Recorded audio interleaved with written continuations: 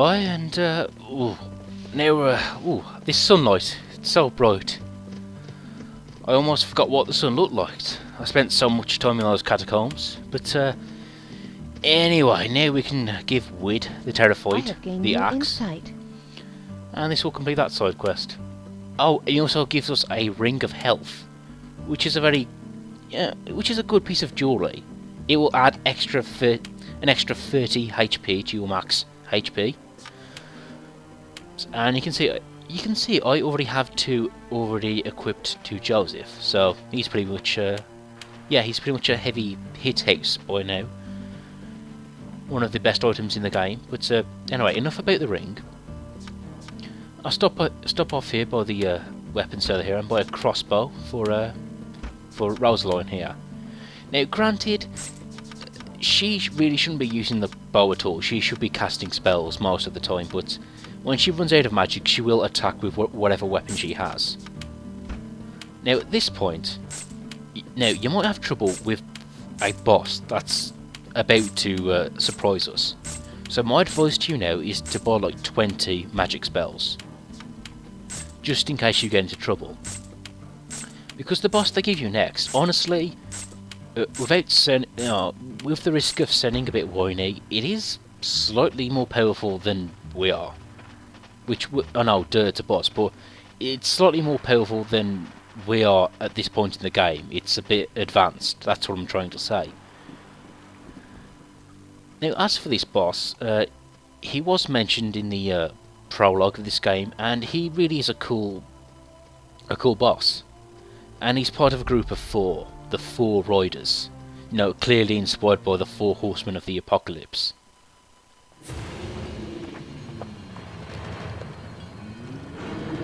Oh my god, it's Freddy Krueger, crossed with Jason apparently. Huh. But anyway, Mr. Clawhands here. He's called the Ghost Rider, and he's part of Four Horsemen of the Apocalypse, like I just said. And these guys are like mercenaries of Morod, and they will show up and to essentially mess your shit up. And by the way, how come they can ride horses but we can't? Apparently. Now, you can see here, I'm using the Fiery Falcon. He's a pretty heavy hitter. But fortunately, whenever Joseph does that attack, there's a good chance he'll cast Fireball and do extra damage. And that's really, all I can say. He's really strong, so he is really difficult at this point. And his ability, of course, being called the Ghost Rider. The Ghost Rider. So, is that Nicolas Cage under that mask? But anyway, you can see here, I think I'll get lucky with the Fiery Falcon and manage to finish him off quickly. That's it, go off Ghost Rider. There'll be no third movie for you. But anyway, like I said, he's called the Ghost Rider, so his ability is to summon other enemies. And really, the fact that he can outnumber you, it is what makes him the most difficult Ghost Rider. Like the other three, they're not that bad. Now, here's a tactic I wanted to show off here. Like I said, if you're having trouble, you can always cast fire spells using like store-bought magic spells. So you can see I essentially pause the game, go into the inventory, select the magic and then cast it, and then do that again and again and again. And essentially just beat this guy. Sorry for you, Nicolas Cage, but yeah, I bet the bees don't look that bad after all these repeated fire spells, do they? Yeah, this tactic, it's kind of cheap, but like I said, I don't really use it to complete the game. Like you saw, the first attempt, I managed to do it just through melee attacks, but I guess I'm showing this off just in case you might have trouble with it. And like I'm showing you a way out.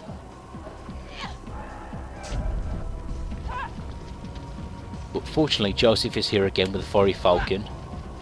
Oh, you see that 3 fireballs in a row. But anyway, with that guy dispatched, king's army. Oh my god, is that Batman? He's got a Batman-themed sword. This guy's awesome. He truly is the Dark Knight, but on dish. Refuge behind the stone walls of Lenel. These northerners told harrowing tales of the Four Riders, of entire villages put to the sword, of omens of ill fortune and a cruel winter ahead. And anyway, if I haven't made it clear, I do think the Four Riders are a really cool idea for a boss. And that, I've always liked that in games, defeating a group of enemies. You know, a group of enemies with different abilities and personalities, and you take them down one by one. Anyway, back to side quests. Once you're back in Lenel, talk to the captain here, and this will complete the Quail of Mufavi quest. And he'll mention he'll go up and pick her up on his way back to back home. Now, to complete that quest, you do need to then go talk to someone in the monastery. You know, just to let you know what happened. But anyway, now we're starting a new side quest called Torva's Magic Lute. And this poor wandering bard tells of a tale of woe, where he's trying to seduce a lady of high standing, but he needs his loot, you see. And all he remembers is that he dropped it running away from some monsters.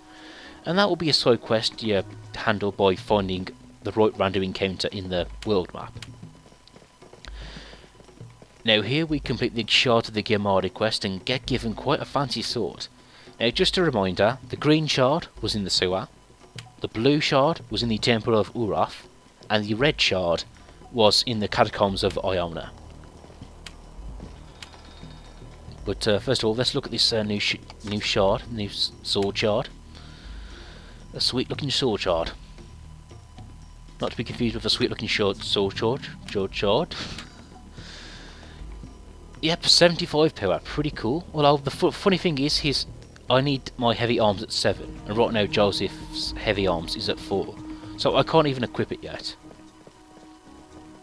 And we talk to this guy here, and this will finish off the Encyclopedia of Heresy's side quest. We give him volume 77, which we found at the monastery, and that will complete that off. And luckily he gives us a fancy looking gem we can sell for monies.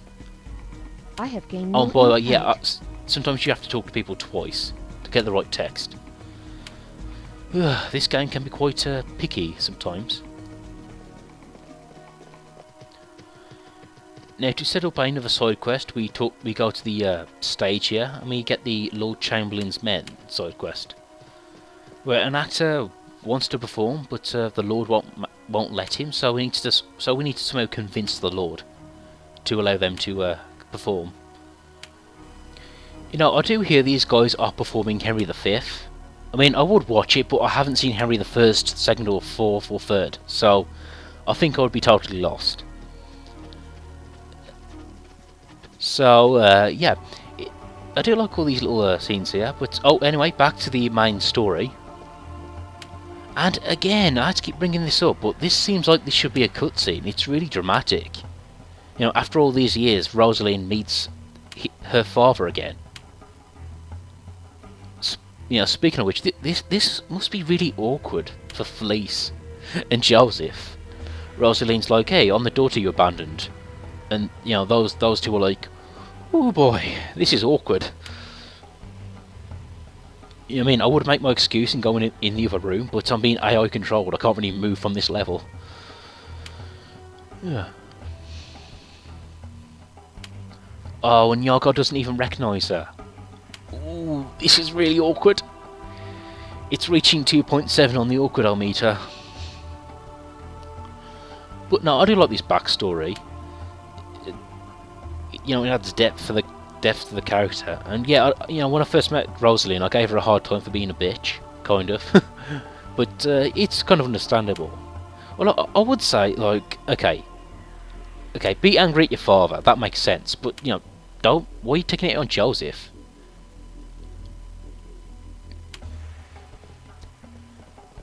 But anyway, after this point, we can talk to the king now, finally. Your Majesty. Oh, but talking to the guys to the side, they'll give you a bit of backstory about the royal family.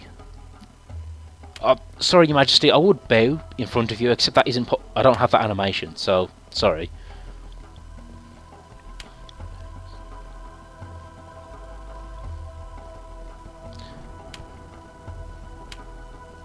Now, look at this point, we do get another party member. And I've been talking about him a lot. So, here we go. Jakar, you may enter.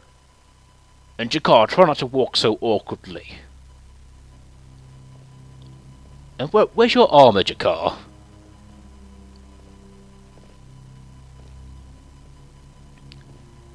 Jakar, this is Joseph of Masad, born with the mark of the Summoner. You We've have been met. chosen to help him fulfill his destiny and defeat the Emperor, Murad. Your Majesty, from me you demand the impossible. I'm needed to fight the Orinians. I came to Linnell by your command, but I must now return to battle. How dare you speak to your king with such impudence? If I say you shall die 1,000 deaths for this man, then you shall die 1,000 deaths. And you will walk 1,000 miles. And you will walk 1,000 more. The fate of the Medivh army rests on your sword. Well, he is a lead character. He's pretty powerful. But I know this boy is Joseph of Saran. His gift destroyed my village and massacred my family 9 years ago. So you see, it's kind of What are you awkward. saying? All know the story of the demon of Saran. And here is the boy who called that demon forth. Nothing remains of our village, not a stone left standing. Joseph could not control his power and the people of Saran perished. If this is true, Iago, why were we not informed? Your Majesty. Joseph is Because like, the can I go count one was day true. without being As a reminded of it, child, please? Joseph lacked the strength to control the beings he summoned, and thus Siran was destroyed. But Joseph is older now and prepared to master his power. I love Yargo's defense here. Nevertheless, I mean, it is sure, not so he has the powers of an antichrist, but Though your desire he can for control it revenge slightly. may be honorable, you must forego vengeance for the greater good of our kingdom. If you are a true subject of the King of Medivh, you have no choice in the matter. Where have I heard that before? Forgive Actually, where have you? impotence, Your Majesty. That seems to be a reference to a scene I've never Yes, seen. It shall. Though we find this news most disturbing. I pray you are right, Iago. For the sake of us all. Joseph will not fail you, Your Majesty.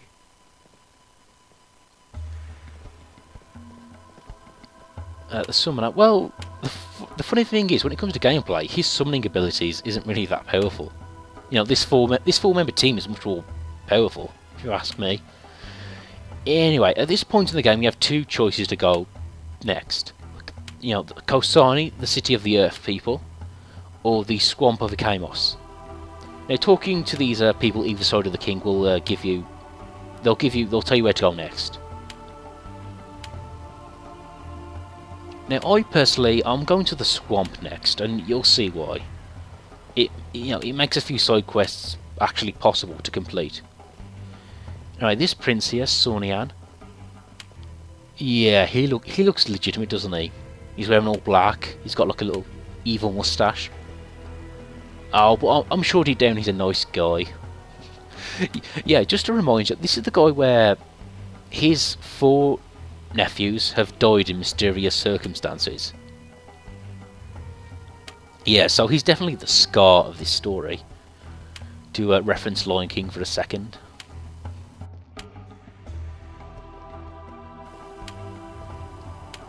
But anyway, with that, we'll open up these dungeons next part.